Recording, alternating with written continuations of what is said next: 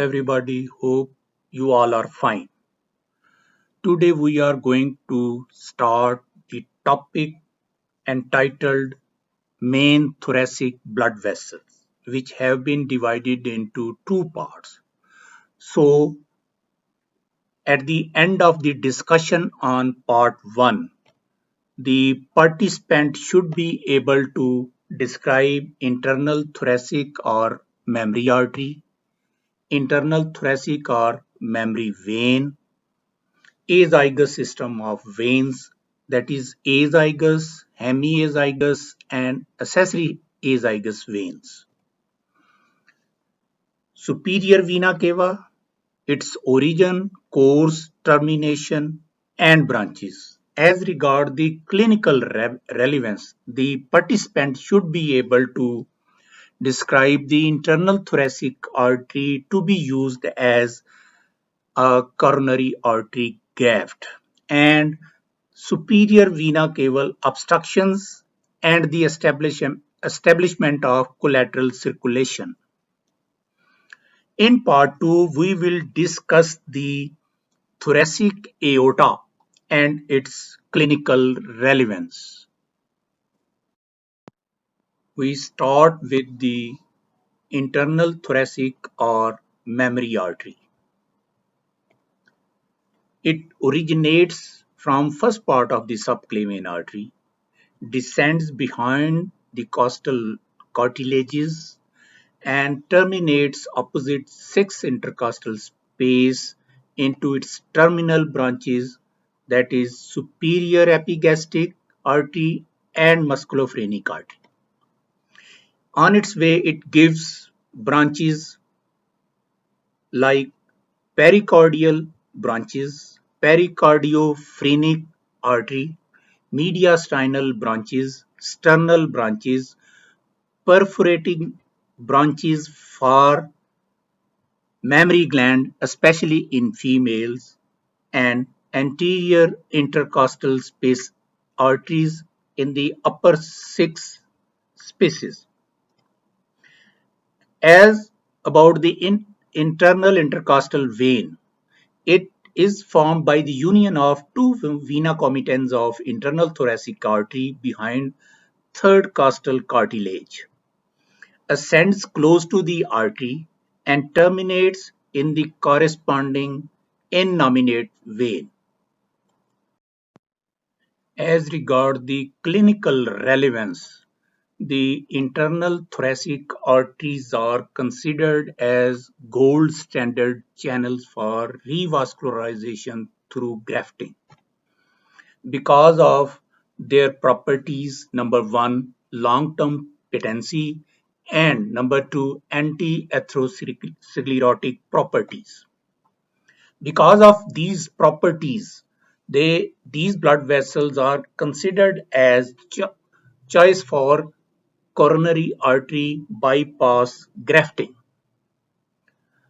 In coronary artery narrowing, after mobilizing the internal thoracic artery, the distal end of the artery is joined to the coronary artery distal to its narrowed segment as number 1, left internal mammary artery is joined with the left anterior descending artery and right internal mammary artery is connected with the circumflex artery.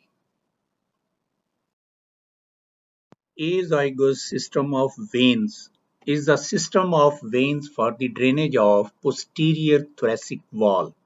It comprises 3 main veins: azygos vein, hemiazygos vein, and accessory hemiazygos vein.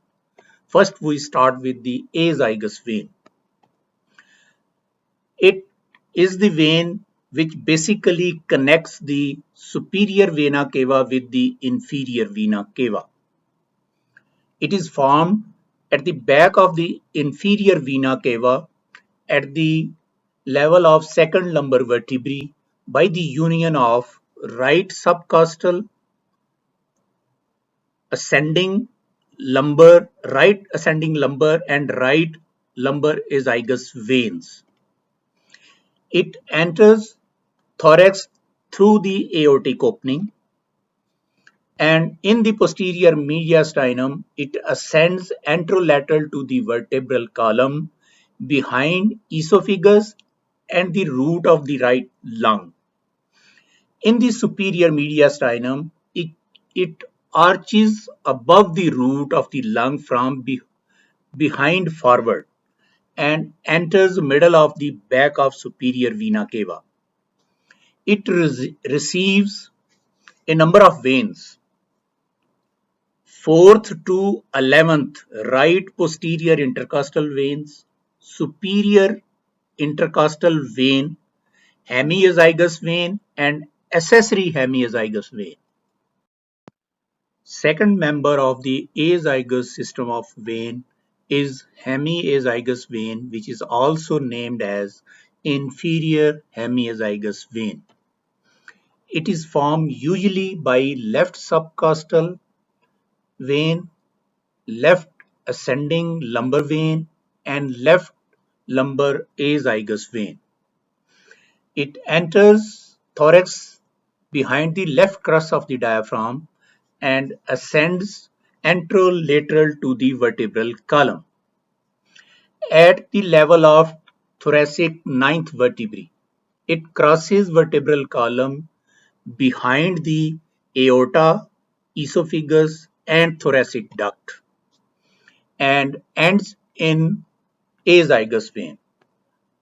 Hemiazygos vein before ending into the azygos vein may unite with the accessory hemiazygos vein. Hemiazygos vein receives 9 to 11 left posterior intercostal veins, esophageal and mediastinal veins. Third member of the azygos system of vein is accessory hemiazygos vein, which is also named as superior hemiazygos vein.